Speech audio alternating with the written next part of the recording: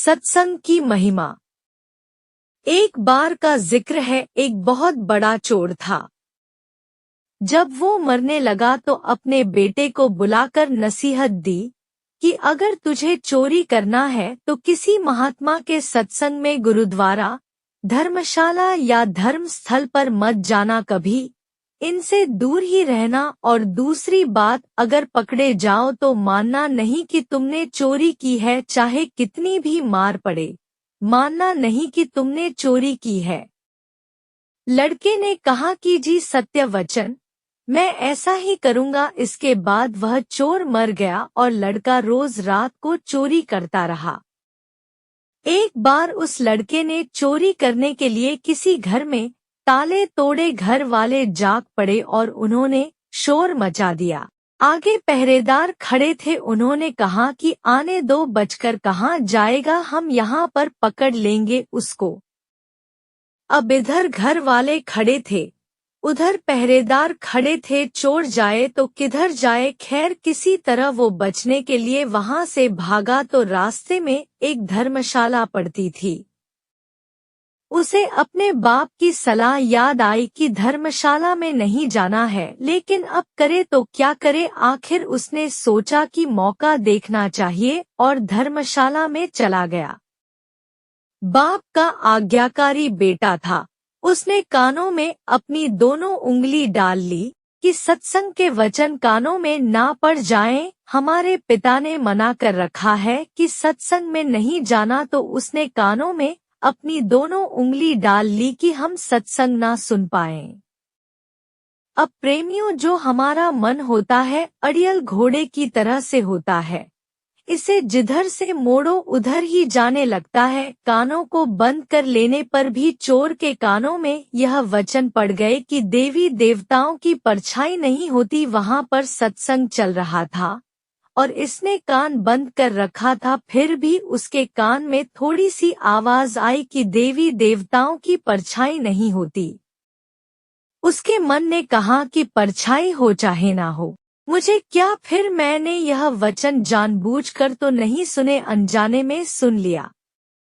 उसने अपने पिता को सफाई देते हुए मन ही मन कहा कि मैंने जानबूझकर नहीं सुना, ये ऐसे ही सुना गया मेरे कानों में, मैंने तो कान बंद कर रखा है।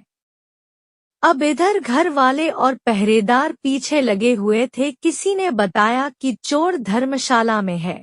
धर्मशाला की जब जांच हुई तो वह चोर पकड़ा गया। प्रेमियों, उस चोर की पुलिस ने बहुत पिटाई की, लेकिन वह नहीं माना कि उसने चोरी किया है। और आपको बता दें कि उस समय यह नियम था कि जब तक मुजरिम अपराध न माने तो सजा नहीं दी जा सकती थी। आखिर उस चोर को राजा के सामने पेश किया गया, वहां भी खूब मार पड़ी, लेकिन चोर जो था कि मानने को तैयार ही ना था। उसने अपने पिता से वचन ले रखा था कि कितना भी मार पड़े, मानना नहीं कि हमने चोरी की किया है। राजा को पता था कि चोर जो होते हैं वो देवी की पूजा करते हैं, देवी की आराधना करते हैं, इसलिए पुलिस ने एक ठगनी को सहायता के लिए बुलाया। ठगनी को बुलाया गया, सारी बात बताया गया तो उसने कहा कि मैं मना लूंगी, उसको इससे कहलवा लूंगी कि इसने चोरी किया है। उस ठगनी ने देवी का एक स्वांग भेष बनाया, 2 नकली बाहें लगाई, चारों हाथों में चारों मशाले जलाईं और नकली शेर की सवारी की। चूंकि वह पुलिस के साथ मिली हुई थी, इसलिए जब वो आई तो उसकी हिदायत के मुताबिक जेल के दरवाजे कड़क कड़क कर खुल गए।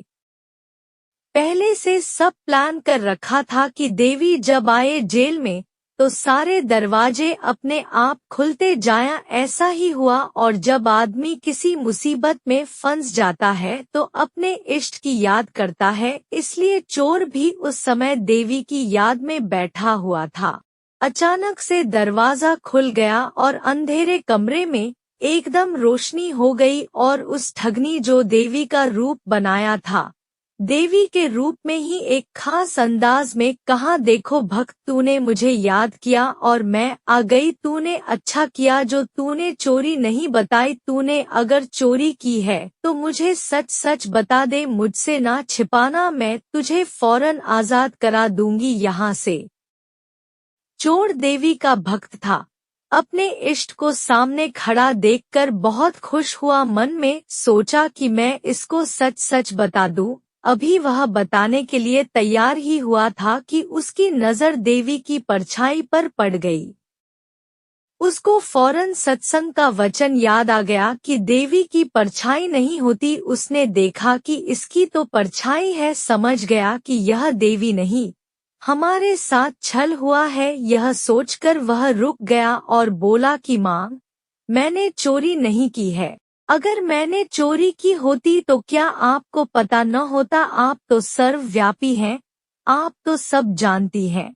अगर मैंने चोरी की होती तो आपको तो पता होता ही मैंने कोई चोरी नहीं किया है।